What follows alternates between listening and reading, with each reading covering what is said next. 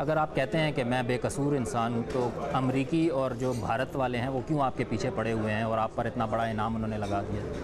دیکھیے، میں پاکستان میں رہتا ہوں، اگر واقعی میں ایک ٹیررسٹ ہوں، کیا حکومت پاکستان کو نظر نہیں آتا؟ کیا پاکستان کے اندر میرا کردار، میری جماعت کا کردار دنیا کو نظر نہیں آتا؟ ٹیررسٹوں کے ساتھ اس طرح عوام کھڑے نہیں ہوتے. میں تو روزانہ لاکھوں کے لوگوں کو، مجموعوں کو خطاب کرتا ہوں.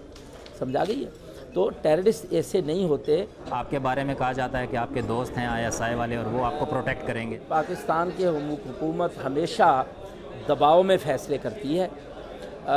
تو ہو سکتا ہے کہ امریکی پریشر کی بنیاد پر وہ کوئی ایسا فیصلہ کریں.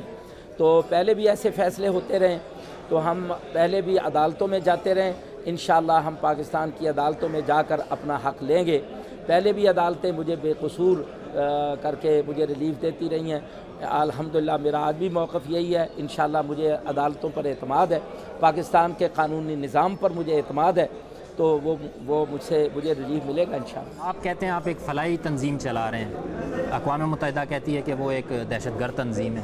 دیکھیں جی، سلامتی کونسل میں جب میرے خلاف پابندیاں لگی ہیں 2008 میں، تو میں نے فوری طور پر پورا کیس تیار کر کے، اس وقت بان کی مون تھے اس کے سیکرٹری جنرل، ان کے نام میں نے لکھا. ان سے کی طرف سے جواب آیا کہ تمہارا کیس موصول ہو گیا ہے. اس کے بعد انہوں نے مجھ سے کوئی رابطہ نہیں کیا. ہم نے دوبارہ پھر رینیو کیا اس کیس کو. ہم تیسری مرتبہ پھر کیس کو، ہم تو الحمدللہ بین الاقوامی قانون کو بھی قوانین کو بھی تسلیم کرتے ہیں. ہم یہ کہتے ہیں کہ آپ نے مجھے تو حق نہیں دیا ہے، میری تو بات نہیں سنی ہے. آپ نے انڈیا کی معلومات کے اوپر ہماری تنظیم کو ٹیررسٹ قرار دیا ہے. آپ نے ہمیں تو نہیں سنا ہے. آپ ہمیں سنیں، ہم سے پوچھیں.